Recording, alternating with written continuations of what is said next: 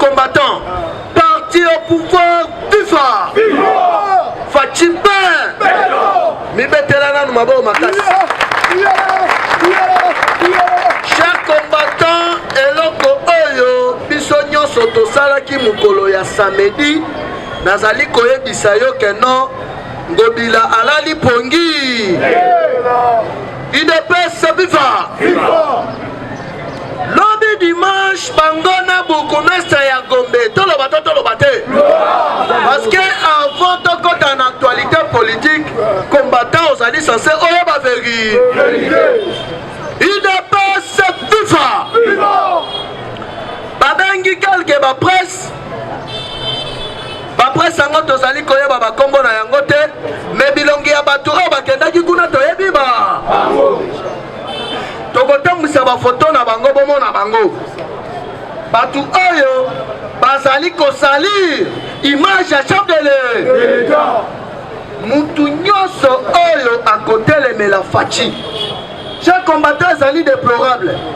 Na boulevard du 30 juin, oyo ezali miroir ya mboka.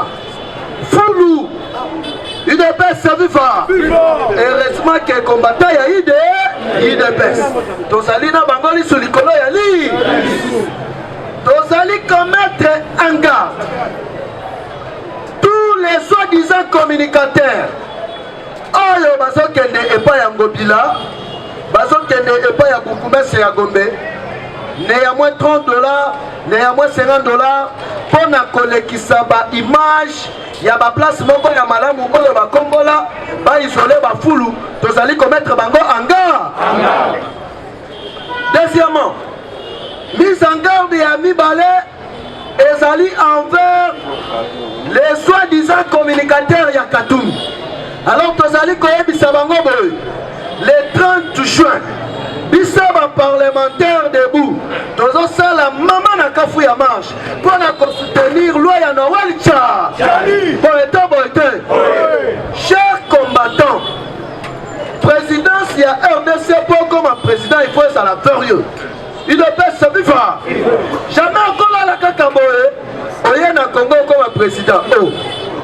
Poubelle na yo. Tala Hippolyte Kanambe carnivore. Hippolyte Kanambe carnivore. Il ne peut se vivre. Aye pendant 18 ans appuyé à Bukimba Kande. Est-ce que tu vas permettre les sous-sundundu pas semi-congolais, toi congolais et Tchuna Baby. Aye on va les sous-président de la RDC. Donc tolérer un gotem kolomoko. Tous les 30, tous les parlementaires debout. Tous les peuples congolais. Donc ça la maman de mobilisation pour être soutenir Loya Naolcha. Katumbi akende ko postuler na Zambie, akende ko postuler na Israël, akende ko postuler na Italie. A intimidé Moutouté. Congo Torosala toujours uni. Alors tu refaire voir que non. Biso tozali ba leader d'opinion kolekaye. Ya pansi mbongo na Katanga, mais biso torosala yango mobilisation pour na kobundela mbaka na bi. Alors tozali kokota na actualité politique. Mais Gentili Ngobila na batu oyo tingi awa. Yaba ke non marche wana ezali ya sukate. Parce que na uti comment na lisusu ba fulu ebele na kotanga kombote.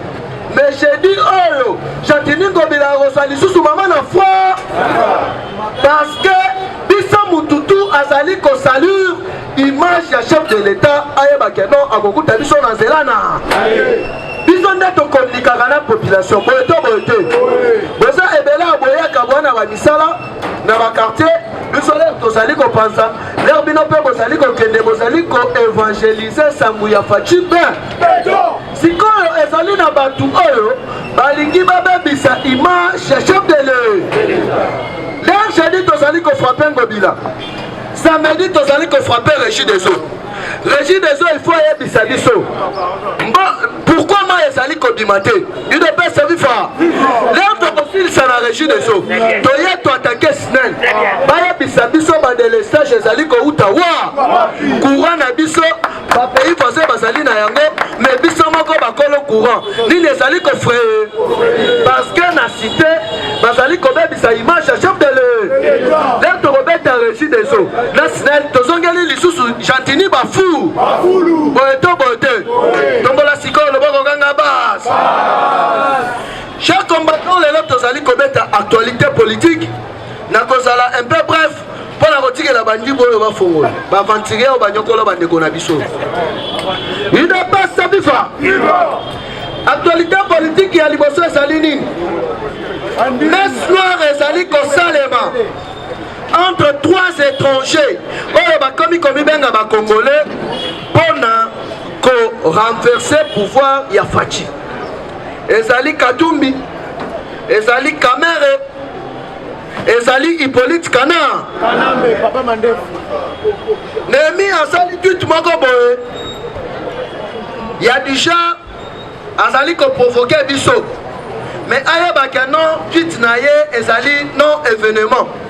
Parce que Matata Mponyo atangi na emwi milanya na dossier ya Bukangalo. Awa sikoyo comprendre que nani azali ko combattre candidature ya RDC na kati ya Conseil ya sécurité ya Nations Unies. Toloba te. Numéro 1 ya chargé ya anticorruption na niveau ya Afrique ya Grand Lac.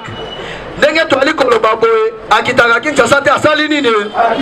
Bakutani na ministre ya économie na ministre ya finance Excellence Nicolas Kazadi.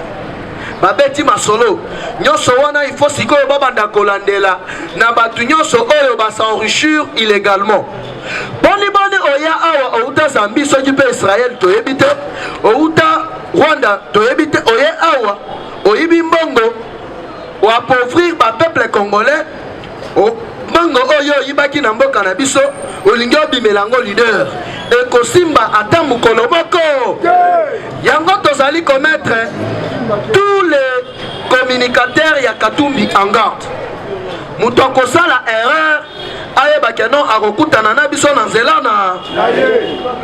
Chers combattants wa sikoyo ka États-Unis d'Amérique ali pays oyo voyaka na ba plusieurs consultants. Idée ya Faci oyo azwaka courage ya koloba tout na niveau ya tribune ya Nations Unies koloba ete ezali inadmissible, ezali inacceptable ya kotraite makambo ya Afrique sans que ba africain bango moko basa une baisse viva ayeko bakisa lisusu ezali inacceptable ya kotraite makambo ya ba congolais sans que ba congolais bango moko basa tout mukolo ya samedi nde mukolo oyo topozaki office tokendaki ko déposer officiellement candidature na biso na kati ya Conseil ya sécurité ya Nations Unies. Place oyo RDC babandaki ko kabola yango wana. Heureusement politique ya Faci Beton a déboulonné bango sur le plan politique interne na externe. Sur le plan diplomatique banama ibasuki ndo IDPS vifa awa ba imposer Kagame il faut alongwa parce que ba dossier est comme ebe Kagame il faut akangama. États-Unis à lobby bien, il faut ba Rwanda ba kende na transition sans Kaga. L'air besoin mona a commis mal à l'aise. Ko ba chaîne pour na manipuler opinion. Yeba que non et indelié ande.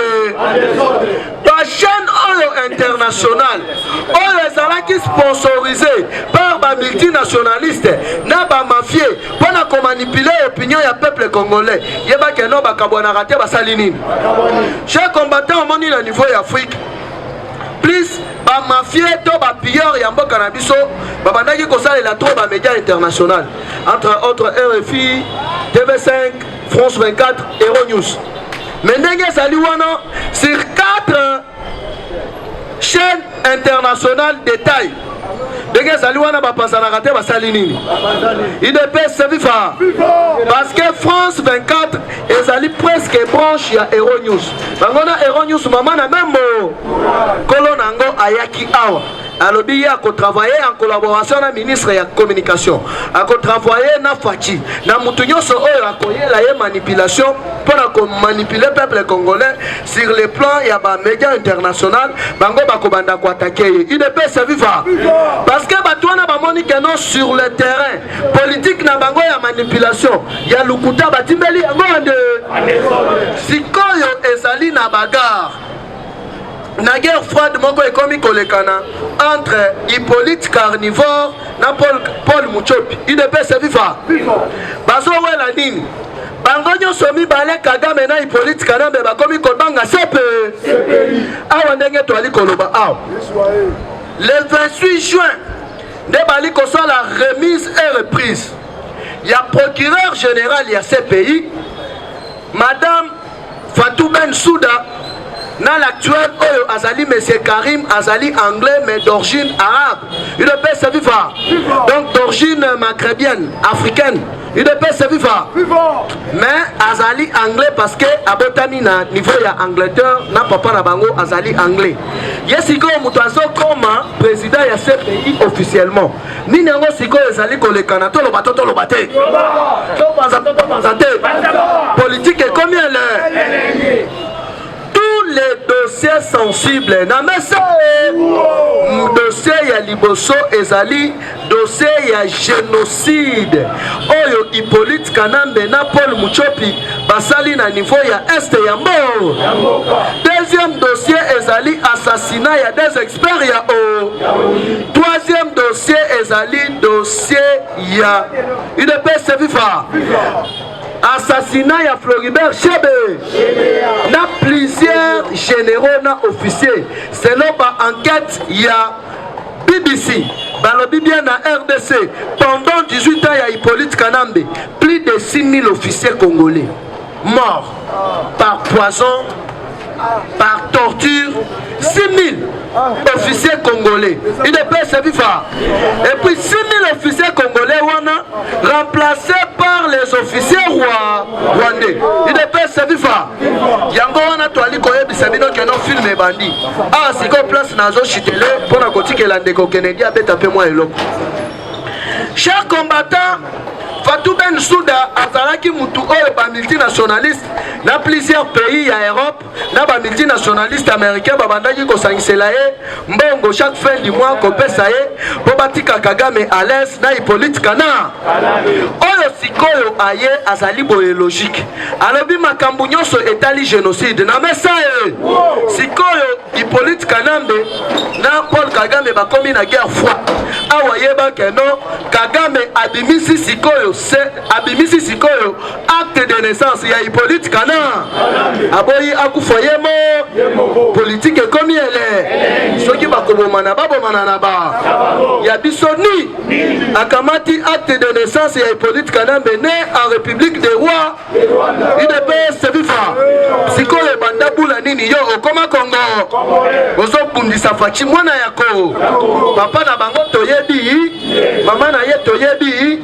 yo papa na yo na mama na yo na tikela biso makele tombola loboko ganga bas nazo ya bisa yo cher combattant mikolo yo ba jeune garçon basepeli maka ba parents basepeli maka boyebi pona nini nazo ya bisa yo facture ya libala na Kinshasa eki parce que avion prix avion eki et comme na draguer yo na ye chebino pesinga facture ya $5000 na ebiso ozali liboma na mutuna na kamati $150 na kasaye yebe il dépasse tout ça na ye pa na bino na bala opesinga facture ya $6000 na ebiso papa facha facilité biso ta ayaki na gratuité ya enseignement abakisi lisusu gratuité ya ma il dépasse vifa na kamati volanga inde na ijofa kuna ata 300 ya pamba nazali na mada il dépasse vifa kopi ya bakosenga ba facture ebele abue fachi libanda kati azali pe kaina bino lo. Eshima, votre magazine qui bat au rythme de l'actualité. Édition spéciale. Au cœur de la lutte contre les détournements des fonds publics et autres faits de mégestion, l'inspecteur général des finances, Jules Alinguete, est la pièce maîtresse de la stratégie antifraude de l'ère Tshisekedi. Expert des finances, en moins d'une année, Jules Alinguete a su dire halte aux détourneurs, dénicher les fossoyeurs de l'économie congolaise et déjouer les stratégies de vol des deniers publics au point de devenir le symbole de la lutte contre la corruption en RDC. Interview exclusive du numéro 1 de l'UGF. Mission de l'UGF, innovation apportée à l'inspection générale, les confidences des résultats d'enquête, patrouille financière, à qui l'UGF fait-elle rapport, qui donne des ordres à l'UGF, comment contrer les immunités parlementaires, les observations faites dans plusieurs provinces. Des révélations sur le dossier. Bukanga Lonzo, retransmission en direct des matchs Léopard, exonération et compensation, le rôle de l'UGF dans les régies financières. IGF est-elle justifiable devant la justice? Plusieurs questions soulevées et confidences de l'inspecteur général Jules Alinguete Key à lire dans ses numéros spécial Finance. Focus, la direction générale des impôts a réalisé une grande performance en mobilisant 1100 milliards de francs congolais en avril, dépassant largement les 637 milliards de francs congolais leurs assignés grâce à son directeur général Barnabé Mwakadi Mwamba. Bonieme Ekofo Lucien récompense le mérite de ses agents et cadres dans les buts de continuer à maximiser les recettes. Découverte, ministre de l'Emploi, Travail et Prévoyance sociale, Claudine Ndouzi M. Kembe est plus que déterminée à matérialiser les actions prioritaires de son secteur telles que présentées par le Premier ministre Samalou Kondé devant les élus nationaux. Nation, Dr Jean-Jacques Mbungani Mbanda est médecin expérimenté pour relever les défis sanitaires en RDC. Catastrophe naturelle, Nirangongo, 19 ans après, les larves ont de nouveau coulé. Parité, Antoinette Nsamba, ministre des Mines au cœur de la révolution minière. À lire également interview de Noël Chani, tribune Jean-Pierre Alumba et plusieurs articles d'actualité générale. Retrouvez l'intégralité du magazine Eshima dans les kiosques. Eshima Magazine, un nouveau standard d'information.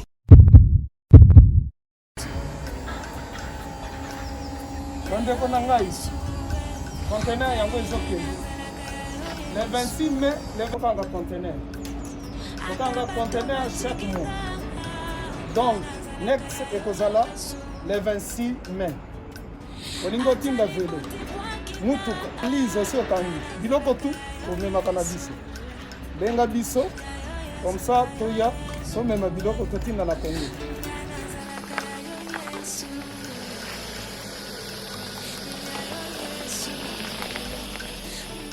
Bandeko kari yango oyo touti kozongo ezokende Kinshasa.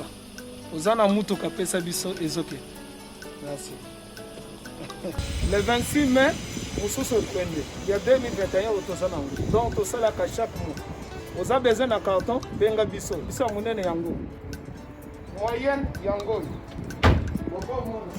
Bon moyenne. Yango. Na carton na biso ya muke. Nous avons 3 dimensions. Onyo solingo tinda benga biso tozozwa ba vélo, tozozwa ba valise, mituka tozozwa. Donc eloko tout tozomema na Kinshasa. Merci beaucoup. Mutuka, vélo, salon, biloko ndako, biloko tout tozomema. Donc moi hésiter que bobenga biso tozala na pona